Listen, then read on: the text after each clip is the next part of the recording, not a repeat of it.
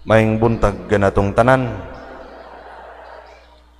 Sa atong unang pagbasa, mihisgot si Moises diya sa sulat sa basahon sa Deuteronomio nga kung kinsa katong magbuhat sa balaod sa Ginoo o kinsa katong nakadungog sa gisulti sa Ginoo sa buot nga ipabuhat sa Ginoo, maoy mahimong iyang katawhan.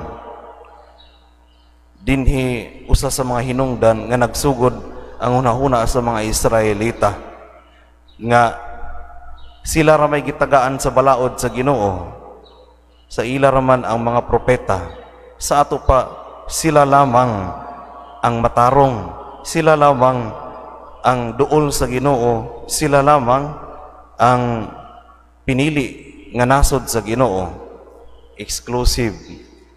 So kung muhisgot gani sila higugmaa ang imong igsuon katurang ilang naa sa ilang palibot, naara sa ilang tribo, o kinsa katong dili sakop sa ilang tribo, dili sakop sa ilang nasod, isipon nga kaaway, nahimong exclusive ang mensahe sa Ginoo.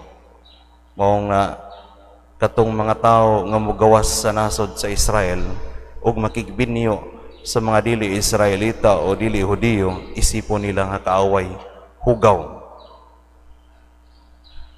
Niyamingon man ang Ginoo sa atong ebanghelyo nga mihatag siya adlaw dili lang sa matarong, lakip ang mga dautan.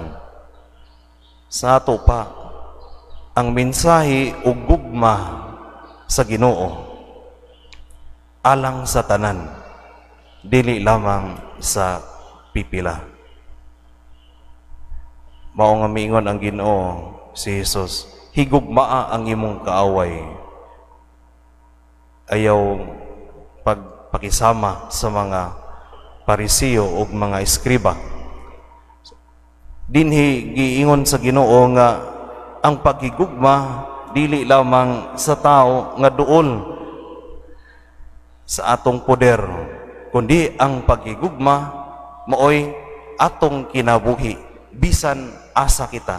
Bisag gawas kita sa gawas sa atong panimalay, bisag atuwa kita sa karsada mulakaw-lakaw, kini sila atong hinumduman, lakip sa paghigugma sa Ginoo. Sa ato pa sila usab kinahanglan atong higugmaon, sama nga ang atong amahan naghatag og adlaw kanila, kita gihatagan niya adlaw,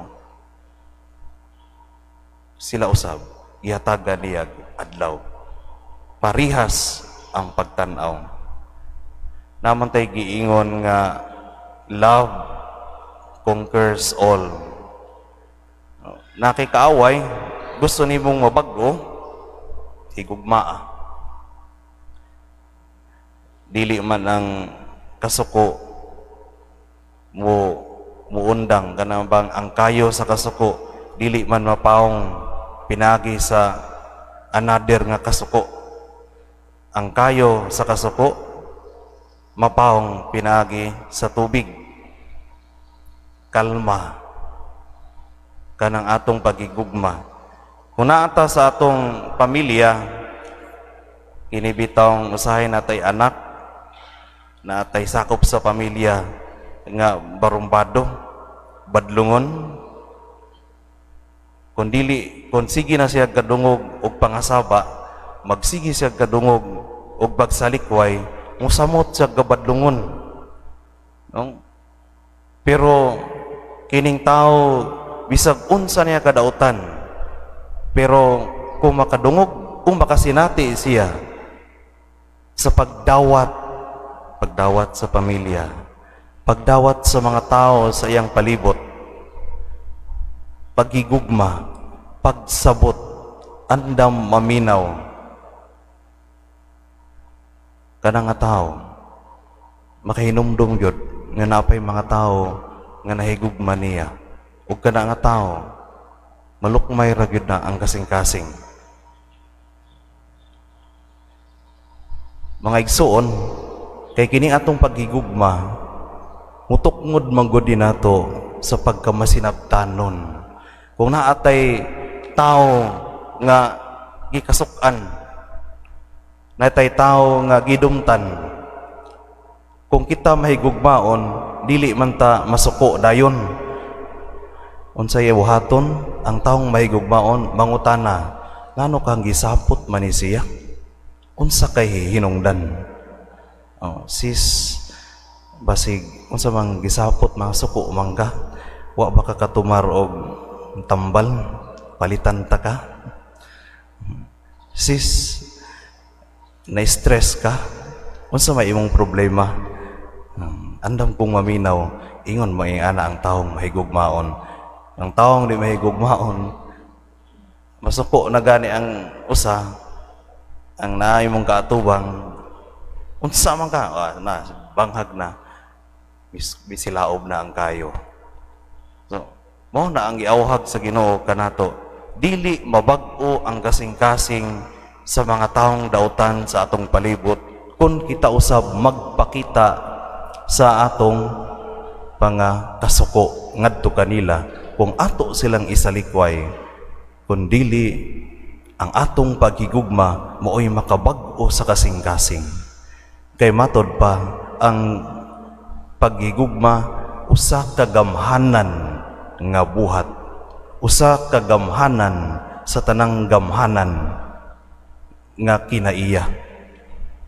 Kay mao kini ang magsumpay sa mga relasyon nga nangaguba. Kay ngano man kining paghigugma maoy makapahimong Dios nga buhi sa ilang kasing-kasing. No, may makapabuhi sa Ginoo.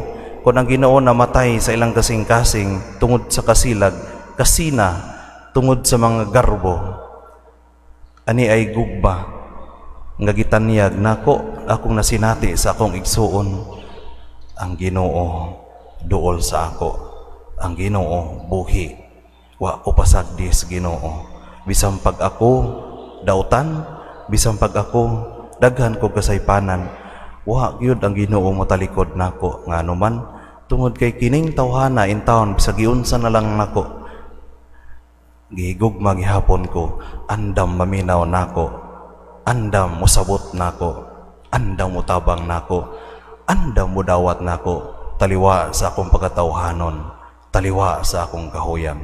Ubusa mga igsuon, kining Kwaresma, kining atong pagpamalandong sa kinabuhi ni Kristo, kuyog sa atong pagpamalandong sa atong kinabuhi usab, kung giunsa nato pagpuyo nga makahuluganon og sa atong mga paningkamot sa pagsulod ganiya, atong pangayoon ang grasya sa Ginoo nga unta mabatunan nato ang pagkamahigugmaon, madungagan ang atong mga paningkamot, ang mga kusog nga atong gibuhat, ang atong kadasig kalipay sa matag adlaw nga kita naningkamot sa paghigugma. Amen. Palihog tindog.